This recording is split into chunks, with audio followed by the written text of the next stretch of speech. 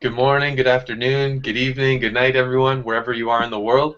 Welcome to the next official GYLP Momentum session. This weekend, we have the honor and privilege of having two amazing team leaders with us, the team leaders of the Alumni.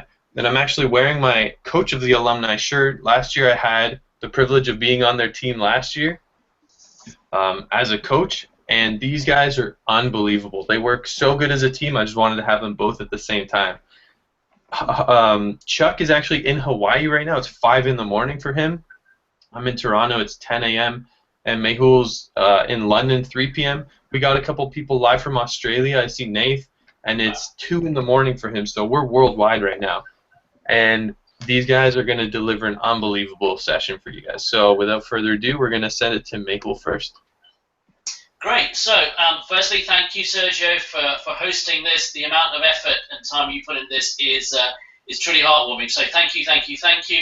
I know Chuck and I, we completely appreciate it. I've listened in live to one of the sessions so far and recorded on the other two. This is the best way to maintain, what we're calling the title session, which is the momentum, to make sure on a monthly basis we're checking in. We're keeping that momentum going from GYLS, GYLP, whatever you choose to call it, to make sure that it's not just a once-in-a-lifetime 4-day, 5-day journey, but we actually keep it going from one event to the next, wherever you are in the world. So thank you for hosting these. So what's today about? Chuck and I, as we look back on Facebook messages, posts, the comments that people are putting, we ask ourselves the question, so what are some of the things that we see? And two of the things that we'd like to take you through is in terms of what's the next 60 minutes about, and we'll field questions on it. Stories and rules. We keep on seeing in people's messages some of the stories that people still have. There's some great stories and then some stories that are keeping people stuck in the past, for example. Stories that don't help you propel you towards your future, your destiny, whatever you might want to call it. And then also, and this is something that we all need to become masters of, is what are some of the rules? What are some of the rules we have in our life that are setting us up for non-success, or in the past we used to call it failure or learnings? What are some of the rules we have? Because we have so many. We have a complex set of rules that allow us to feel great, to feel happy, to feel fulfilled and joyful. And on the other hand, we make it so easy because our rules set us up to feel lousy in an instant, in a moment. Something happens, it allows us to feel lousy. So we're going to take you through exploring some of the rules we have. And then we're going to give you a new sort of content chunk, which is called deciding to do the right thing and having the courage to do it. That's going to be a type of new content, and we'll take that towards the end. If it's okay with you, we might even use the story, the rules, and the right framework, I'm going to call it, to perhaps touch upon some of the things that sadly we've woken up to, wherever we are in the world. That's happened in Paris. So is that okay for a plan? Great. Okay. So if I think of stories, we're all great storytellers. We have a story, and I'll give you my own example. I arrived in England. I was born and brought up in Kenya, Africa. I'm a proud African. But I arrived in England, 12 and a half, boarding school, and I did so well in my first term that they decided, with my father's permission and recommendation, that they promote me up 1 year. So there I was, 12 and a half, and now I'm playing with the 14-year-olds. And the fact that I found myself going from the top of the class to the middle and below middle, it really hurt me. I was the smallest kid, I was the youngest kid, I was bright, but something held me back. And I kid you not, that story stayed with me till I was 18, 19 years old. And I went from being the brightest kid in the class to being one of the also-rans. And that didn't play particularly well in my life, and it certainly didn't play very well with my dad, who was paying a lot of money for my education. But someone pointed it out that I didn't need to let that story, which happened at the age of 12 and a half, keep me stuck at age 12, 13, 14. And when that happened, I didn't fly straight back to where I was, but it certainly allowed me to become a lot more comfortable with a set of events that had happened, the action that took place, and the fact that I chose how that story played out at the end. Because we all know, I decide, I choose. Is that right? Now, I know we're using technology here, but I all want us to kind of engage. Let's take you back to, what's this called? Our triad. Let's take us back to, really use your physiology on this call. If you're sat down, you're really comfortable, you might want to get up for the next 60 minutes. Where's our focus? We've all got one of these. Let's really be centered. Let's really be focused on the next 60 minutes on being present on this call. That's the focus. In terms of call, wherever you are, if you're in Australia, God bless you, 2 a.m. But it's just a language that says 2 a.m., right? If you jump up out of your chair now and say, fine, I'm ready for this momentum session, then you are going to be the person who's taking that story forward. Or back. Are we all good with that? So the common denominator we all have is the stories either help us feel great or feel lousy.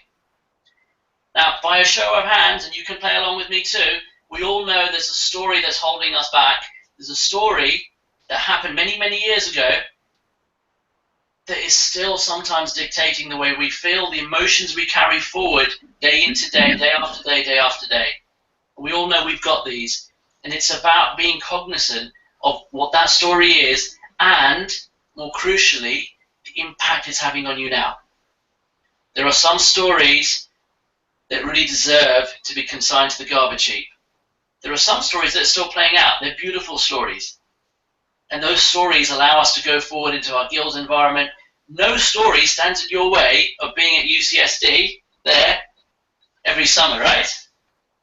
So that's my kind of reference on stories. Chuck, anything you want to add on stories or storytelling? Absolutely. And what Mehul is addressing here, just so you all can really take this in, close your eyes for 1 second. Close your eyes for 1 second and take a deep breath in. And as you take another deep breath in, exhaling out and feeling great, I want you to ask yourself this question. What is the one thing that's holding you back right now? What's the one thing? Because we all have something. If you're not absolutely just killing it and crushing it in every part of your life right now, there are things that in your triad are inconsistent, that are not allowing you to get the momentum that you desire and want to have. What you felt so intensely at your event at GYLS. And I know it's the Anthony Robbins Global Leadership Program now. I'm old timer, man. I'm Gills all the way. So here's the ticket. We all have a story, and that story has been put in place. It's part of a defense mechanism that allows you to cope, so that way you don't get hurt. It's centered around a primal fear, and we all know what those two fears are, right? I'm not enough, and if I'm not enough, then I won't be loved. And knowing you, the way that Mehul and Sergio and I know you, we know that you're all love bugs, and that you're all in search of not only relationship with someone else, but that relationship with yourself. Otherwise, you wouldn't even be on this call today. And so thank you for being here and sharing this time with us. Much like Mehul, I'm from another country as well. I know I don't look like it and I don't sound like it, but I'm from Japan originally.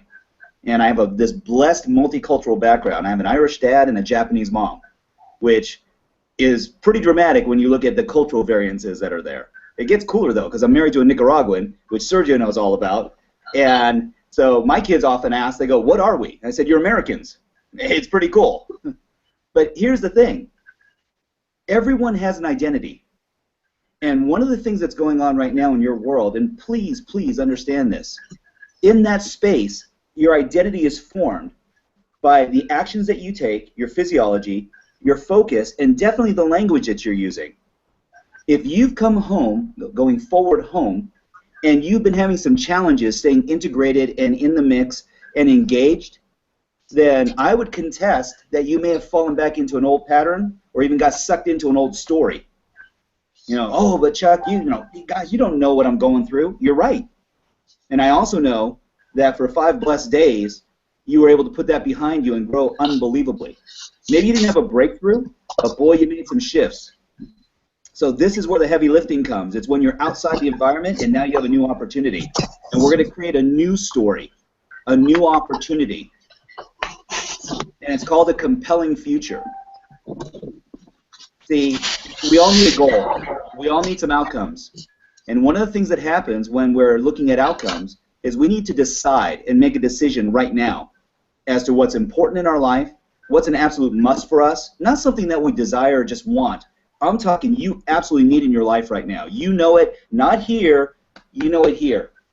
It's in there, it's living deep, and it's thriving inside of you. And you're like going, yeah, I'm so frustrated. Good. That means you're hungry. That means that you have this just unbelievable, insatiable desire to move beyond the obvious. And you may not know what that is, but you have a peer group. And you can start to discuss and toss some questions out there. You want better answers, guys? Ask a freaking better question. That's what it's going to take. Not going, yeah, when I get time. Yeah, when it becomes imperative enough. I haven't had enough pain yet. Are you freaking kidding me? You have to put yourself through hell in order to go ahead and make a shift? No. You can go ahead and try and power your way through something, or you can flow through it. Which one of those two options do you want to adopt? You want to be the person who's busting through walls constantly, you feel like you have to break everything down? Or do you want to be in that flow of energy with other like-hearted people, not necessarily like-minded, like-hearted people, who are going to stand for you and be real for you? Because here's one of the challenges too. Some of your stories are centered around other people's wants and desires for you and not your own. You have to get strong. And I'm not talking physically strong. You have to get emotionally strong in knowing who you are and what your truth is, what's real for you. Because isn't that a story as well? Listen, there are adults that are still writing their story. I'm writing mine, and I revise my story constantly. And it's cool, because what that means is I'm growing. And it doesn't mean I don't have setbacks. It doesn't mean I don't have challenges. We all do. It's called being a human being, not a human doing. So if you're being yourself and you're living the life that you want to live, then you're going to experience some amazing lessons and learning opportunities. But the better part is, you're going to get to deal with a lot of other like-hearted people if that's who you choose to spend your time with. Because how many of you, if you ask yourself this question, are these my outcomes? I know my parents love me, but are these their goals? Are these their desires? Are these their wants and dreams? Do you even know what your wants and dreams are? Do you have clarity around that?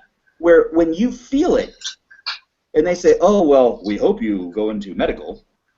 That would be lovely. Or go into family business. You're going to go ahead and be an attorney just like Dad, right?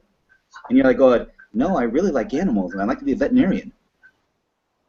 I'm really into rocks and minerals. I'd like to be a geologist. Dang, I'd like to be an amazing life coach, a life strategist who helps change people's lives on a daily basis. Why? Because I went to this event called GYLS, and I saw how making that shift in myself, I could actually motivate others. Oh, beautiful. Decide how you want to feel, guys. Make that part of your new story. What do you think, Mehul? So, as ever, Chuck, I miss you, brother. Words of wisdom. And yes, if Marlon was here, he would say one thing. If you really feel attached to that story, I want you to pull out one of these. Yep, your journal. Write that story down for the final friggin' time, and then say goodbye, because the next page is your next page, is your next chapter, is the next step in your life. If you really feel compelled to it, associate with it for a brief time, write it down, and let the younger you have peace with himself or herself that that story is no longer a page you're going to turn over every day. You know, the power of journaling is, yeah, please. Oh, and I was going to say, appreciate the moment. Appreciate the fact that the journey that you've been on has gotten to where you are today. You would not be the person that you are right now, sitting in front of this screen, sitting in front of this computer or your technology, had you not gone through all that adversity. And you know, Mehul and I, we get raw and real fast. That's what we do. And so stop, telling yourself these BS lies. That's right, old belief systems. I know where your minds went, especially the Aussies because it's so late. The whole deal is this. Be appreciative, because in that gratitude, you open yourself up for possibility. Don't be judgmental. We are our own worst critics, and we do this constantly. I still catch myself going, oh, stop, okay, it's all good. I love myself and I honor myself, because right now that lesson I just went through has given me more value than any accolade or any achievement I could have possibly broken through. It's just something to think about. Or maybe don't even think about it, just feel about it.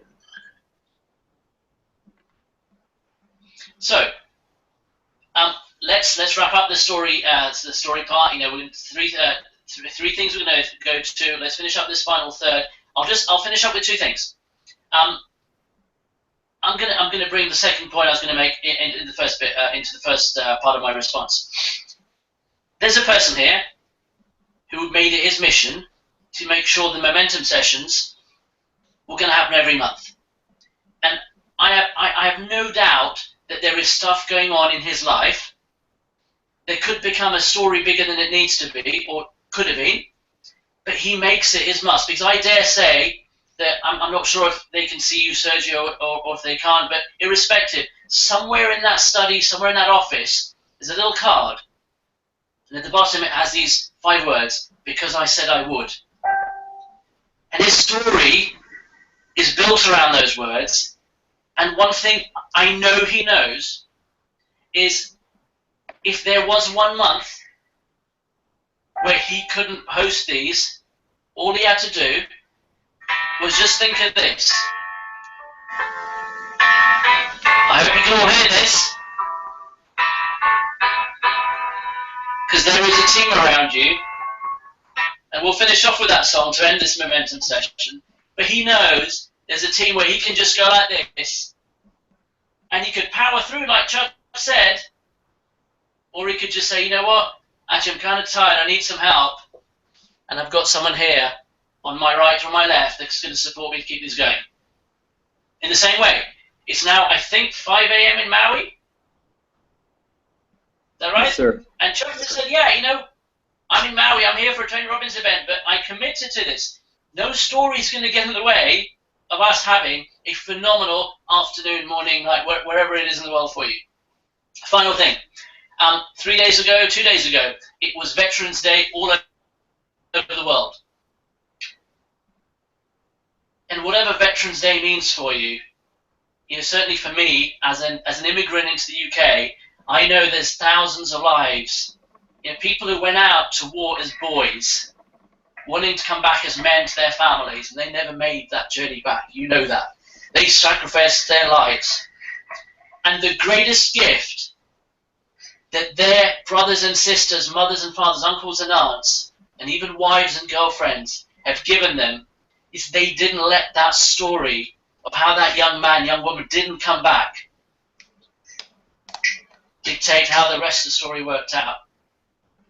And I dare say that we spend one day a year thinking about them being appreciative, but also be appreciative of the people who decided there was still a life to carry on. That's me done on stories, but you know it comes down to accountability as well. Yeah, Chuck. Now, I'm going to close stories with this, and that is, it's never about the event. It's never about the event. It's never about the story. It's only the meaning that you give it. It really comes down to you understanding in that moment, in that time, in this space, you felt a certain way about something that was going on. But here's where that honesty that I mentioned earlier and what Mehul has addressed also comes in really, really, really as an important facet of this. Please, don't see it worse than it is. Don't see it better than it is. See it for what it is. And be really honest and real with yourself. And that means asking yourself this really important question. What does this really mean? What does it really mean? Why am I feeling this way? Because in that space, you'll find clarity. In that space, and in fact, I'll take it a step further because some of you are going, Chuck, that's ridiculous because all I get is more angst. All I get is more confusion. Good. Good. Because that means, just as the big guy always says, you're on the verge of a breakthrough. You're right at the precipice.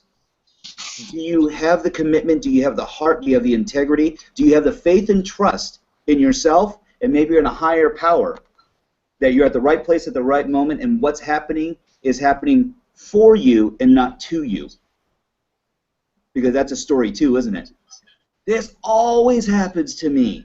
No, that's only the meaning that you're giving it in that moment, because you've experienced this feeling before.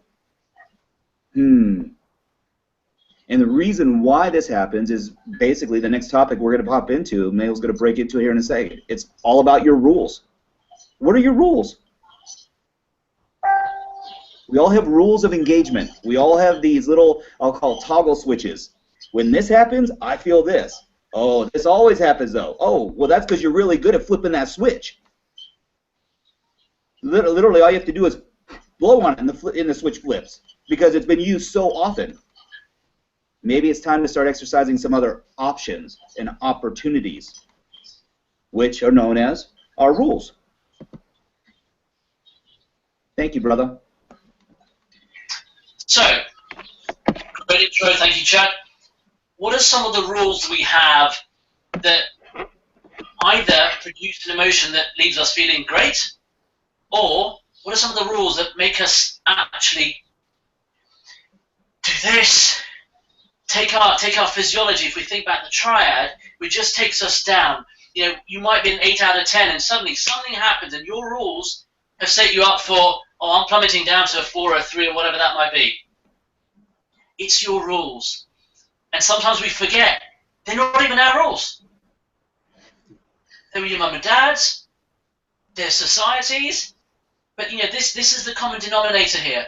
We have such a complex set of rules to make us feel good. And yet we have a simple set of rules which allow us to feel crap in the moment. It's just like, yeah, like Chuck said, all I need to do is there's that light switch. And now I'm not feeling great. It's those rules. In order for, a great question Tony asks, and if you're in the alumni session with us as we finished off with Anand, you'll know this. And the young man went through this. And Anand's question, very wisely, his words were, what needs to happen in order for you to feel happiness, fulfillment, joy, gratitude? And that young man's rules about experiencing love from his father were so complex and, I dare say, deep-rooted in the past that he wasn't able to appreciate the love that his father might have because his father had a different set of rules. And if one set of rules going that way and one set of rules that way, those two are never going to meet. But they're just your rules. And potentially, to borrow from what Chuck says, it's the meanings we have with each of those rules. Let me give you an example from my own life. July the 29th, so literally three days before I flew out for GYLS, my best friend in the world had a baby girl. After 5 or 6 attempts, and you know they've been through a tough time. And I wanted to go and see his little baby to give him a hug, to say well done guys, before we flew out. Literally on the way to the airport, I had some extra time. I said, let me drop by and see you. No. I came back from GYLS. I want to come and see you. No. It took him 3 months to invite his best friend round. And my rules said, if you're my best friend, surely you should have me around as one of the early people. His rules said he needed to be comfortable in his own surroundings as a new father, as a new parent. And I started feeling anxiety and frustration, disappointment, hurt. Then my best friend didn't have me around for 3 months. And as always, it's always a wise woman who points it out, otherwise known as my wife, who said, listen, he'll invite you when the time's ready. Why are you getting so down about it? He still had the baby girl. At some stage you're going to go, you're going to celebrate with him. My rules had not set me up to be happy for my best friend. That doesn't really allow me to be a best friend, does it? And for most of you know me, that's not where I live. I'd allowed my set of rules around how quickly I would have been around, or I'd have expected him to be around, to dictate how I felt. Lousy set of rules, right? Yeah, I mean, and Mehul, that you're so spot on, because that's exactly what happens. You know, there's what we call the golden rule, and then there's the platinum rule. The golden rule that we were all taught as children was treat others the way you want to be treated. Well, gosh, I want to share with the world. We just had a baby. I want everybody to know. Oh, I definitely want my best mate to come over and see my newborn. But the truth is, most people don't exercise the platinum rule. And the platinum rule is treat others the way they want to be treated. Boy, that takes on a whole different perspective, because that means I have to understand and appreciate the world that they're living in at that time. You know, the sleepless nights. Oh my gosh, I mean, working at the same time, and it could be a whole lot of work when a new baby comes into the house, especially if you're not used to it. You know, Mehul's an achiever. He and his wife, they had twins, so that's double duty. But keep this in mind too. A lot of this comes down to when we want to, I'll just say, process what really is behind our rules. Again, we've learned about the 6 human needs as well, right? So we're trying to meet our needs at a high level. So we start developing rules that we think are going to get us there.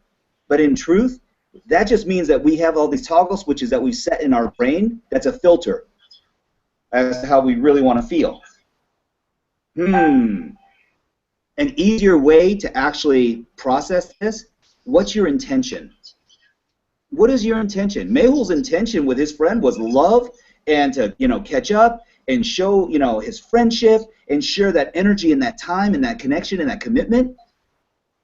There was nothing wrong with what his intention was. His other buddy's intention was, I need some freaking sleep. I'm not ready yet to introduce our child to the world. And for whatever reason, it's not right or wrong. But if Mehul wasn't as big a man and as self-aware as he is, and didn't have the right light-hearted people around him and his beautiful wife, he might not have been able to process as clearly or as quickly the way he did. You all understanding where we're going with this? So having a clear understanding of what your intentions are, or I'll ask a better question, how do you want to feel most often? That could prosper a whole nother conversation, and that's a whole nother breakout session. But here's the cool part about it. If you want to be freaking happy, take that journal out and write down all the things that make you happy. And when you think you're done writing, continue to write. And ask yourself another question. How could I be even happier right now in this moment with all the blessings that I have? How could I absolutely be even more grateful for every challenge that I have in my life right now? Because you're above ground. If you're watching this right now, you're above ground, you're drawing breath, you're sharing energy, and you're present, and you are an unfreaking believable human being because you're motivated to continue your growth. That is, I can't even commend you enough. I'll get off my soapbox here in just a second, but I will say one last thing in regards to this. Set a new rule for yourself. Many of us, myself included, had a desire at one point in time to be unique. And in that search for uniqueness, we might have compromised some of our core values in order to be connected to other people that we thought were cool or that we even thought were leaders. Because at that time, I didn't have a clear identification or I'll say definition for what a leader was. Hey, this guy is the captain of the football team. He kicks ass. He's a leader. Really? Are you sure? Is that what his actions are? Or is that where he's living and that's what his intention is and that's what he shares with people? You are the company you keep. But I will say this. If you start establishing better rules for yourself that allow you to achieve your outcomes and the way you want to feel most often, how many ways, how many, quadrillion, gajillion Google ways are there for you to great? I use this phrase with my kids. I say there's a million ways to get to Miami. Plane, train, automobile, rickshaw, water buffalo, hang glider, forwards, backwards. What do you want to see along the way? What do you want to experience along the way? Because if not, it's just an outcome, and you're going to get there. Miami. What's next? Freaking appreciate what's going on around you. Look around. Ooh, white sand. Check this out. Blue sky. It's muggy as all hell. What's going on here? But the cool part is you just had a new experience and a new point of perspective. Appreciate it. Moving on.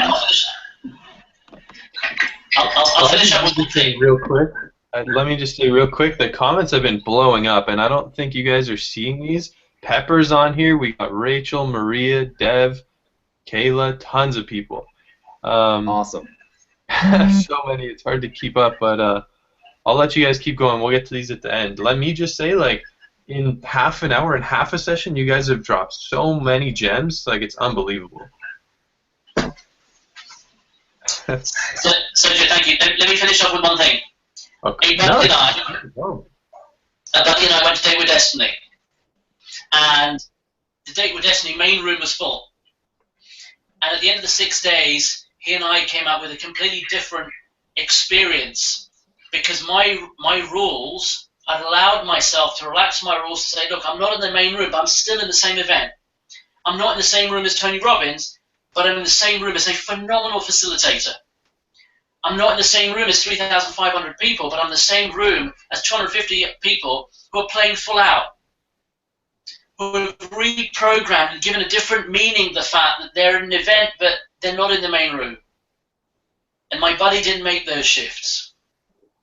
It's the last event he did. Date with Destiny was my first event, Master University.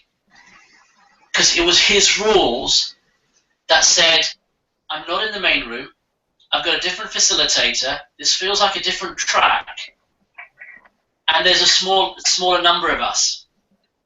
It was still Tony Robbins, it was still the same event, it was still the same content, the same messages in a more intimate environment.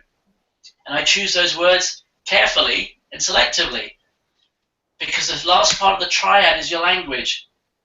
Your rules consist of the words that are within that rule structure and the language in it. Always remember, it's the words we use and the meanings we attach to those words that leave you feeling either crap or saying, you know what, that was the best Date with Destiny in history of the universe. And I still got to have to hang out with everyone else, the 3,500 other people. It just meant that while they were flocking out to lunch, I was the first guy in the line, otherwise known as the queue, because there was only 200 of us in that small room. Different meaning, same event, same experience. So we've actually got a question from Pepper. We have a ton of questions, but this one just came up and it's relevant to what we're talking about. Pepper asked, what was a persistent, disempowering rule you had, and what impact did changing it have on you? Oh, Mehul, may I field this one? Absolutely. So for the longest time for me, and this was a really old, deeply embedded story, and I'll just give you a 2-second background. Like I said, I'm from another country originally, and when I was very young, this was in the 1960s, so World War II was just about 20 years prior to that. And being Japanese and American, I'm moving to the United States, and having been born in Japan, to the son of a redhead, blue-eyed Irishman who lived in New England, it wasn't necessarily the most inviting environment. And so I quickly learned that I was basically a kid without a country, because I wasn't pure Japanese, and I didn't look like all the other Japanese kids. So when we've been there, they look at me a little awkward and treat me a little differently. It wasn't my and you know what? And I'll just say at that time, that was my perception, and that was the meaning I gave it. When I got to the United States, I didn't look like anybody else. There was one African-American girl and myself in school, and everyone else was white. And they had a little different, I'll say, way of treating us. But again, meaning and what I experienced at that time. So I developed a question, and that is, why am I not good enough? And here was where it really got powerful with the language. Ever. Why am I not good enough? Ever. And for the better part of 30 years, I spent my life trying to be the most intelligent, fastest, brightest, articulate, polite, self-aware individual on the face of this planet. because I was never going to give anyone an opportunity to judge me on lack of effort, integrity, intention, heart, all that were most valuable to me in the way that I've been raised. And it was a great motivator for many years. But I was getting fried, never worthy. And that's ultimately the question that I ended up asking myself, Pepper, most often was, why am I not worthy? Why am I not worthy of love? Why am I not worthy of time and attention? Why am I not invited to the parties? It wasn't until I made a shift, and that was, I'm worthy of myself. I am one of the most unique people on the face of this planet, because there's not another freaking one like me. There's not another one like you, my dear friend. You are an amazing role model. For all of you, if you haven't met Pepper, she's my sister from another mister. She is absolutely one of the loveliest people I have in my life. And I will say this with full conviction from the center of my heart. We are so hard on ourselves. We judge ourselves so often because the standards that we hold ourselves to. Well, shouldn't you hold yourself to a standard of learning as well? And that you're going to scrape your knees and you are going to have lessons and learnings because you're not going to get it right every single freaking time right from the get-go? Damn it, I should have realized that. Gosh, I shouldn't have made that mistake again. You won't make it the next time. Because as long as you understand and you're aware, you've given yourself new perspective. Honor yourself by loving yourself. And that doesn't mean having to do more things. It just means being who you freaking are. And quit judging yourself. It was a huge shift for me, and it happened at my first date with Destiny. Net popped up like out of the blue after going through all these exercises, like going, oh my gosh, I'm 5 years old. I'm 4 years old. Where the hell did this come from as a 30-something-year-old man? It took me that long to understand that I had this primary question that kept freaking popping up over and over and over and over and over again. And so, real quick, you got to scramble the crap out of that thing, and you have to, every time it rears its head, you do a different scramble. You try a different approach. You remind yourself. Take a snapshot of yourself if you need to, or take lipstick or a Sharpie marker and write on your mirror. One thing each day. Write it right on that freaking mirror till you can't even see yourself anymore. This is who I am. I'm a learner. I'm a lover. Whatever the case might be. And honor yourself. Honor yourself. Because you have to be your #1 best fan. Please get this. If you don't take anything else away from anything that goes on today, you have to honor and love yourself, and that means being real with yourself. You're not broken. None of us are. We're just on a path of learning. And the sooner you understand that and that you are going to fall, you are going to falter, that makes you human. God bless you. That simple. That easy. Being you is the most unique thing you can be. Go ahead, brother. I'm sorry. No, let me add one thing. This is a question for you all. Wherever you are, whatever stage in life, whatever you do in the Robbins environment, other environment, business environment, how many of you have rules that are a function of what other people think about you? Because if they... Mehul, real quick, Rachel actually commented something about that. Let me see if I can find it really quick. Rachel, I was actually going to attribute that to Rachel because I've got 2 screens open. Yeah, you saw that too? Okay. And which is why I went down that path. So Rachel, love you. Thank you.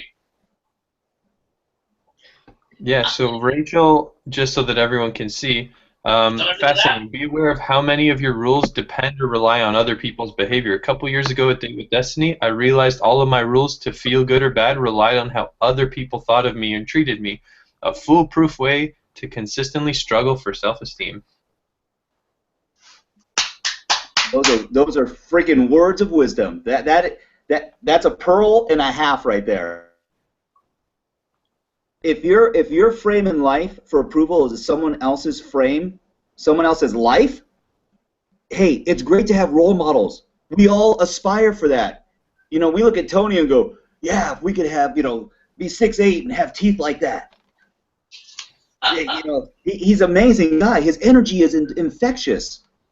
But quite truthfully, I don't know if all of us want to live a 14-hour day the way that that man lives a 14-hour day.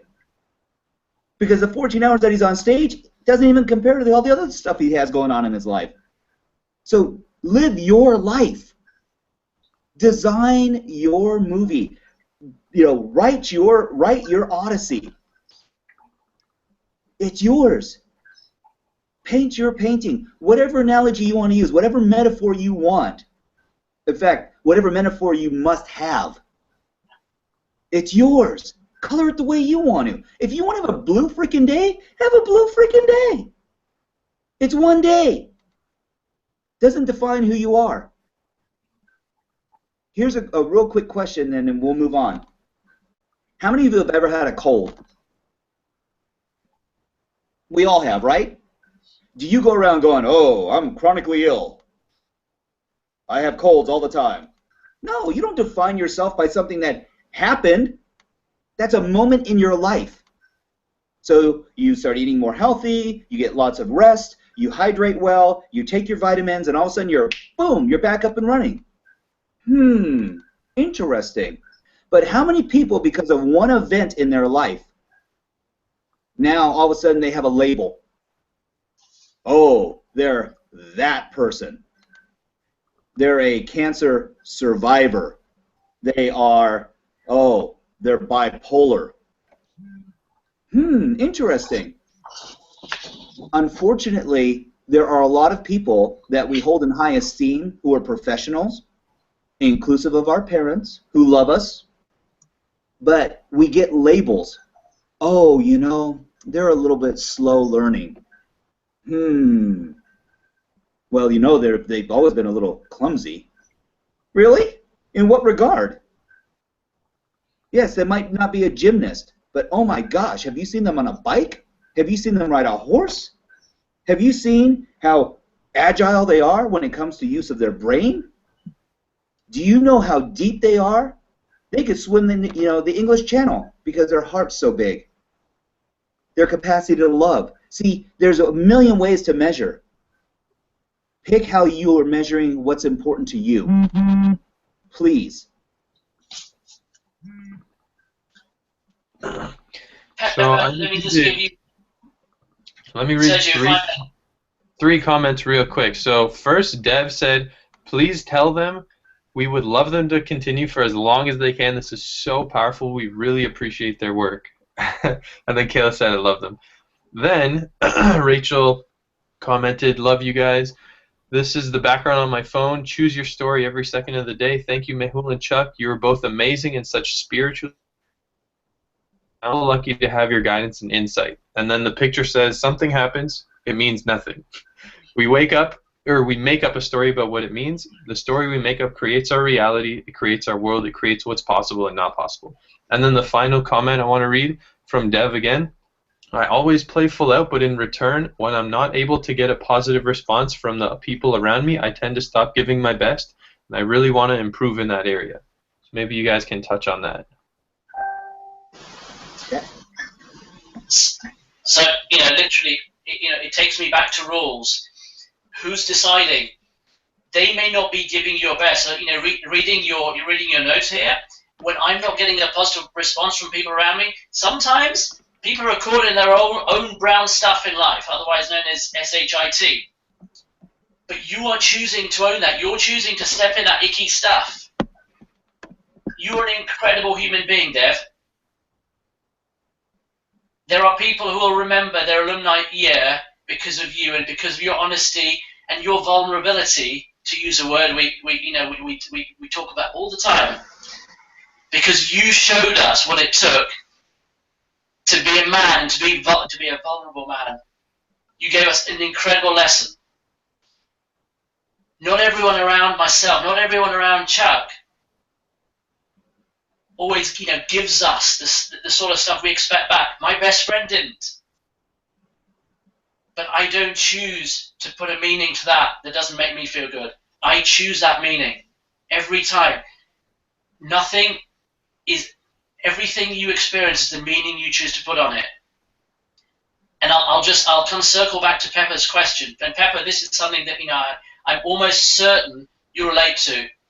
When I was going through the Tony Robbins environment very early on, when I was a volunteer, one day the crew leader, the director of the crew, fell sick. So on a Saturday morning, day 2, I was suddenly the crew director. And I did a kick-ass job. I did a phenomenal job. But my rules became, I always had to be the big problem solver. And yet I was choosing to ignore 20, 50, 100 little things that I was doing at every event that were enabling the event, the organization, Tony to get his outcomes, because I was always looking for that big thing. And if I didn't get that big thing, I didn't feel great about me. What was I ignoring? All the little stuff that I was doing that made sure my team was supported, the one team was supported, Tony was supported, the whole mission. Because I was choosing to think, if it wasn't a big problem that I was fixing, I wasn't doing my job. I thank Doris Mosel for that. We all know who she is. You know, it's interesting because, Dev, one of the things to just understand, your intention is always pure. And again, the impact that you had on the alumni this last year, and frankly, the whole event was just magical. But understand that sometimes our outcomes and our rules can get refined or empowered by positive things as well as negative things. You know, we're constantly looking at growth and we go, yes, but I had this growth and this movement and these distinctions that all came about all at the same time, and it was like, it was magical. And you're like going, oh, I haven't been having as much magic lately. No, but ordinary things done consistently produce extraordinary results. You want better abs? Crank out 100 crunches every single day. And they go, oh, that doesn't seem that difficult. It's not. Exactly. But you start building some muscle. You start building an awareness. And it changes and it shifts. If you don't feel like you're getting the external support that you desire, then understand something. It may have nothing to do with anyone else is doing. It may be just, again, the meaning that you're attaching to what's going on in that moment.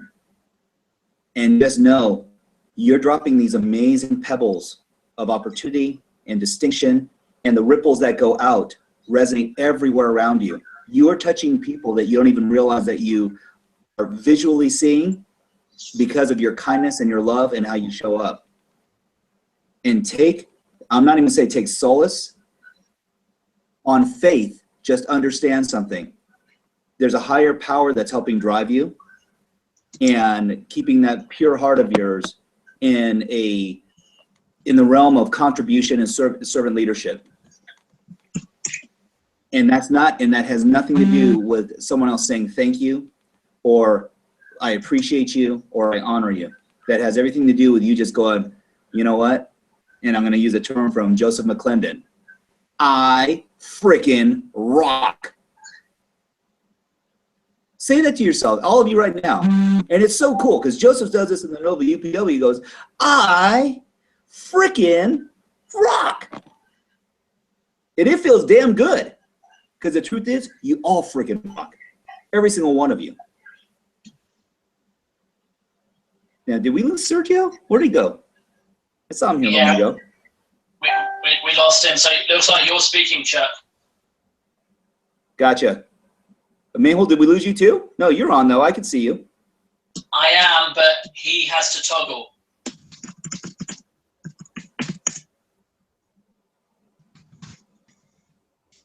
Gotcha. So as we're dealing with this technical difficulty beyond our control, we'll get it squared away here in a moment. But Mehul, we can all hear you, so please continue. Oh, here we go. He's back. Think I'm back. Sorry, Sergio. Yep, we lost you for a moment, brother. No, I'm back. I'm back. Sorry, guys. I don't know what happened. I have it open in the other thing too, and we're It's still all live. good. Keep it going. Keep it going. Sweet, sweet. So Mehul, any other questions?